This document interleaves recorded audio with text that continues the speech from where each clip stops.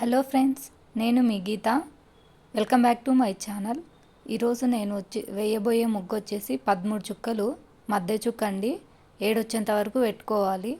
First మనము కార్నర్స్లో గినక ముగ్గు వేసుకున్నామంటే ముగ్గు ఎలా వేయాలి అనేది బాగా అర్థమవుతుందండి.